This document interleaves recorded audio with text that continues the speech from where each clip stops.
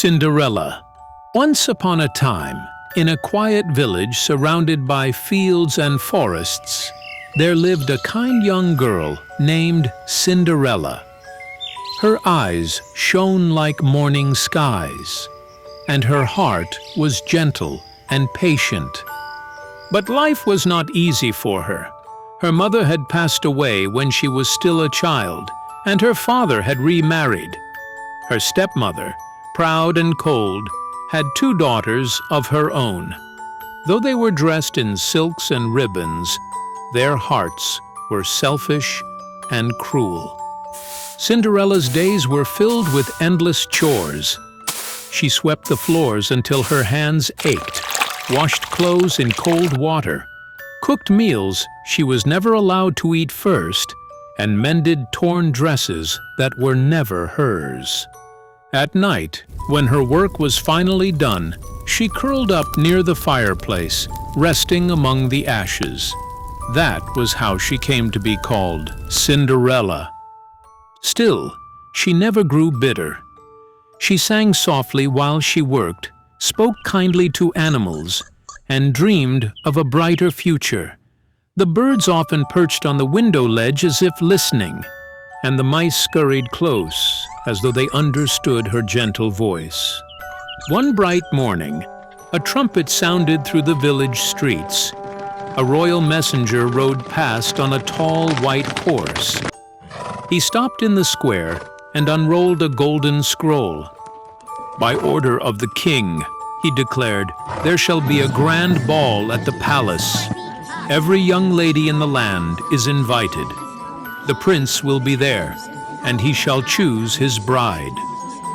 Excitement spread like fire.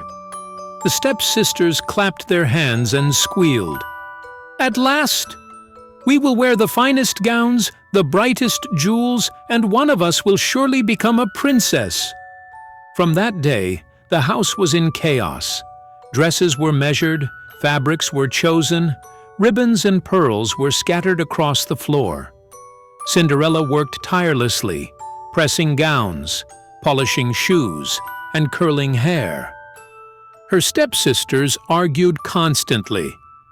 "This color makes me look pale," shouted one. "Nonsense! I look far better in blue than you ever could," cried the other. Cinderella tried to calm them, sewing quietly. Deep down, her heart whispered a small hope. She wished, just once, to see the palace and join in the dance. On the evening of the ball, when the carriage stood ready at the door, Cinderella gathered her courage. "Stepmother," she asked softly, "may I go too?" Her stepmother turned with a sharp laugh. "You? In your rags? Covered in soot? The prince would never waste a glance on you." The sisters sneered. "Stay here, Cinderella. Sweep the ashes and be grateful." And with cruel laughter, they swept out of the house in shimmering gowns. Cinderella was left alone. Her eyes filled with tears as she sank beside the fireplace. If only I could go." At that moment, the room grew bright with a warm glow. A gentle voice spoke. "Why are you crying, child?" Before her stood a fairy godmother, kind and radiant. Cinderella gasped. "I wish to go to the ball," she whispered, "but I have no gown, no carriage, and no way to reach the palace." The fairy godmother smiled. "You have been kind, even in sorrow. Tonight your dreams shall come true." With a wave of her wand, wonders appeared. A pumpkin by the door stretched and gleamed, becoming a golden carriage. Mice from the hearth transformed into shining white horses. A lizard scuttled out, straightening into a proud coachman. Finally, the fairy touched Cinderella's tattered dress. In an instant it became a gown of silver and light.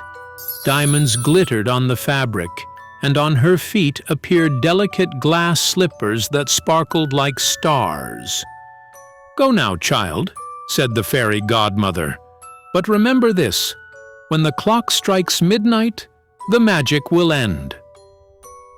Cinderella thanked her and stepped into the carriage, her heart racing with joy. At the palace, the ballroom glittered with hundreds of candles. Musicians played violins and flutes, and nobles in splendid attire danced across the polished floor. The moment Cinderella entered, the hall grew still. She shone brighter than jewels, more graceful than anyone they had ever seen. The prince himself crossed the room without hesitation. He bowed. "May I have this dance?" Cinderella blushed and nodded. As they moved together, it felt as though the world had vanished. They danced again and again, speaking softly, laughing shyly, and feeling as if they had always belonged together. The stepsisters stared, not knowing the mysterious beauty was their own Cinderella. But then the clock began to strike. 11, then 12. Midnight was near. Cinderella gasped. "I must go!" She fled from the ballroom. The prince called after her, but she ran too fast. Down the palace stairs she went, and in her hurry, one glass slipper slipped from her foot. She did not stop to retrieve it. The last chime of midnight rang out, and the magic vanished. The gown turned back to rags, the horses into mice, the carriage into a pumpkin. She hurried home, breathless, her heart pounding. Only one slipper remained upon her foot. The next morning, the kingdom buzzed with news. The prince declared, "I will marry only the woman whose foot fits this glass slipper." Guards carried the slipper from house to house. Many tried, but none succeeded. At last, they came to Cinderella's home. The stepsisters pushed forward eagerly. One squeezed her foot, wincing in pain, but the slipper was far too small. The other tried as well, but her heel stuck out. Then Cinderella stepped forward. "May I try?" she asked gently. Her stepsisters laughed cruelly. "You? Do not waste their time." But the guard insisted. The order was for every young lady. Cinderella slipped her foot into the glass slipper, and it fit perfectly. She reached into her pocket and drew out the other slipper, placing it upon her foot. The prince, who had come himself, looked at her with wonder. "It is you," he whispered, "the one I danced with, the one I have searched for." Cinderella's stepmother and sisters stood speechless, their faces pale. Soon after, the palace bells rang in celebration. Cinderella was led to the castle, where a grand wedding was held. She wore a gown brighter than the dawn, and the prince's eyes never left her. Though her life was now filled with riches and splendor, she remained the same, kind, humble, and full of love. And so, Cinderella, once covered in ashes, became a beloved princess. The end.